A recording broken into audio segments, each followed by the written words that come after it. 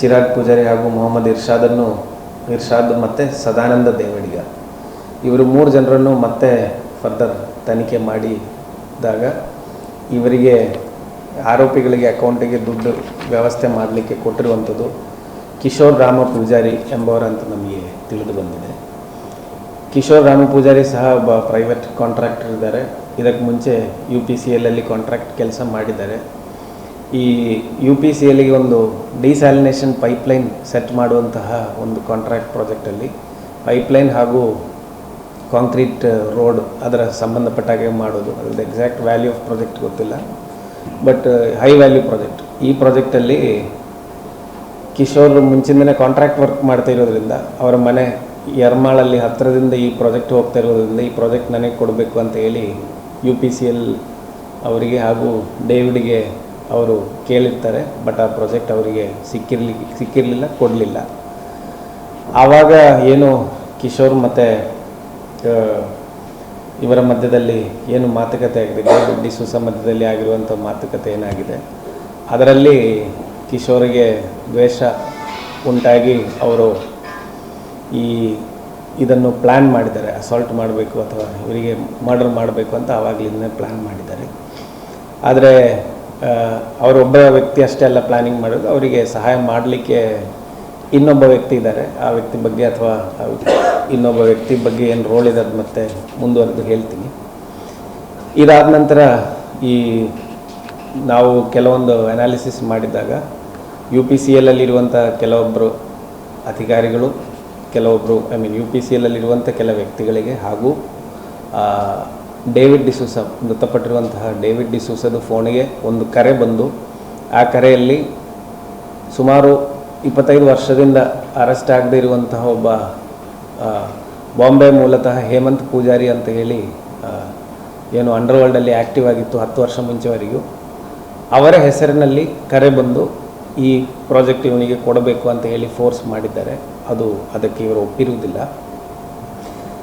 ತದನಂತರ ಏನು ಕಾಲ್ಸ್ ಬಂದಿದೆ, ಈ ಕಾಲ್ಸು ಅಥವಾ ಈ ವ್ಯಕ್ತಿ ಯಾರು ಹೇಮಂತ್ ಪೂಜಾರಿ ಅಂತ ಹೆಸರಲ್ಲಿ ಕೋಆರ್ಡಿನೇಟ್ ಮಾಡ್ತಿದ್ದಾರೆ, ಆ ವ್ಯಕ್ತಿ ಇರ್ಷಾದ್ ಒಟ್ಟಿಗೆ, ಅದೇ ರೀತಿ ಸದಾನಂದ ದೇವಡಿ ಒಟ್ಟಿಗೆ, ಅದೇ ರೀತಿ ಕಿಶೋರ್ ಒಟ್ಟಿಗೆ, ಇವರೆಲ್ಲರೊಟ್ಟಿಗೆ ಆ ವ್ಯಕ್ತಿ ಸಂಪರ್ಕದಲ್ಲಿದ್ದರು, ಸಂಚು ರೂಪೀಕರಣದಲ್ಲಿ ಭಾಗವಹಿಸಿದ್ದಾರೆ ಅಂತ ನಮಗೆ ತನಿಖೆಯಲ್ಲಿ ತಿಳಿದು ಬಂದಿದೆ.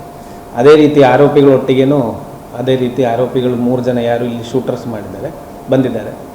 ಮತ್ತು ಅವರಿಗೆ ಕೋಆರ್ಡಿನೇಟ್ ಮಾಡಿ ಕಳಿಸಿರುವಂಥ ವ್ಯಕ್ತಿ ಮತ್ತು ಮೊನ್ನೆ ಇವತ್ತು ಅರೆಸ್ಟ್ ಆಗಿರುವಂಥ ಅನೂಜ್ ಕಮಲೇಶ್ವರ್ ಪಾಟೀಲ್ ಅಂತ ಹೇಳಿ, ಅವರು ಬಿಹಾರ್ ಮೂಲದವರು, ಅವರೊಟ್ಟಿಗೆ ಎಲ್ಲರೊಟ್ಟಿಗೇನು ಈ ಕೋಆರ್ಡಿನೇಟ್ ಮಾಡಿದ ವ್ಯಕ್ತಿ ಸಂಪರ್ಕದಲ್ಲಿತ್ತು ಅಂತ ನಮಗೆ ತನಿಖೆಯಲ್ಲಿ ತಿಳಿದು ಬಂದಿದೆ. ಸೊ ಈ ವ್ಯಕ್ತಿ ಸದ್ಯಕ್ಕೆ ತಾನು ಹೇಮಂತ್ ಪೂಜಾರಿ ಅಂತ ಹೆಸರಿನಲ್ಲೇ ಇಂಟ್ರೊಡ್ಯೂಸ್ ಮಾಡಿ ಮಾತಾಡ್ತಿದ್ದಾರೆ.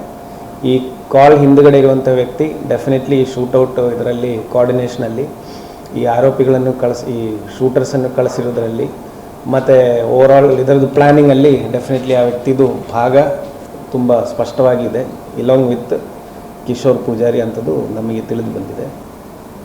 ಸೊ ಈ ಪ್ರಕರಣ ಸಂಬಂಧಪಟ್ಟ ಹಾಗೆ ನಾನು ಮುಂಚೆ ಹೇಳಿದಾಗೆ ಫೈನಾನ್ಸ್ ಮಾಡೋದ್ರಿಂದ ಹಿಡಿದು, ಸಂಚು ರೂಪೀಕರಿಸಿದ್ದವರಿಂದ ಹಿಡಿದು, ಘಟನಾ ಸ್ಥಳದಲ್ಲಿ ಫೈರಿಂಗ್ ಮಾಡಿದ್ರಿಂದ ಹಿಡಿದು, ಅವರನ್ನು ಅರೇಂಜ್ ಮಾಡಿರೋದ್ರಿಂದ ಹಿಡಿದು, ಸಪೋರ್ಟ್ ಮಾಡಿರುವಂಥ ಎಲ್ಲ ವ್ಯಕ್ತಿಗಳನ್ನು ನಾವು ಸದ್ಯಕ್ಕೆ ಅರೆಸ್ಟ್ ಮಾಡಿದ್ದೀವಿ.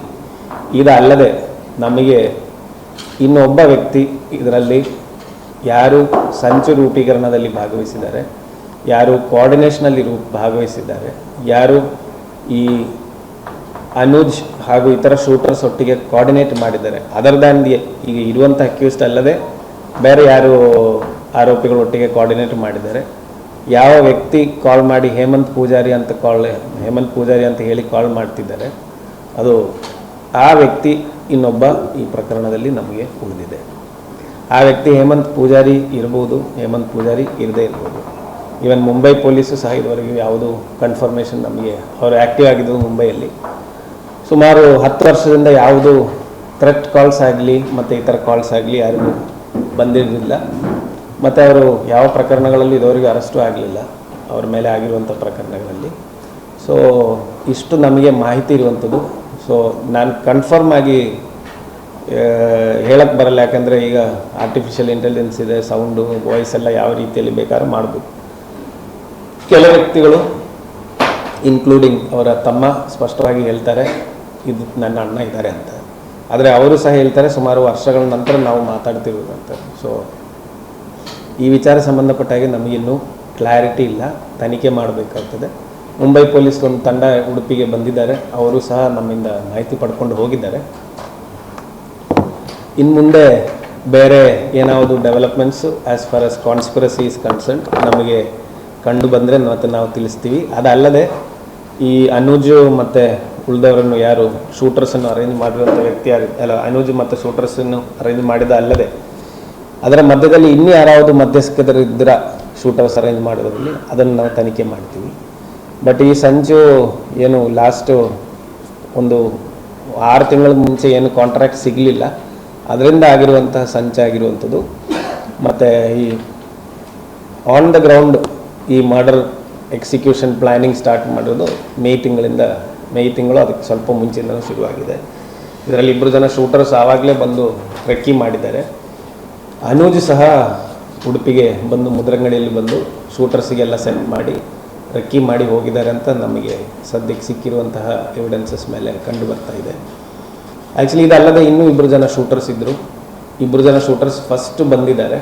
ಅವರಿಗೆ ಏನೋ ಫೈನಾನ್ಷಿಯಲ್ ವಿಚಾರದಲ್ಲಿ ಸೆಟ್ ಆಗಲಿಲ್ಲ ಅಂತ ಕಾರಣಕ್ಕೆ ಅವರು ವಾಪಸ್ ಹೋಗಿದ್ದಾರೆ. ಬಟ್ ಅವರು ಸಹ ಉಡುಪಿಗೆ ಬಂದಿದ್ದಾರೆ.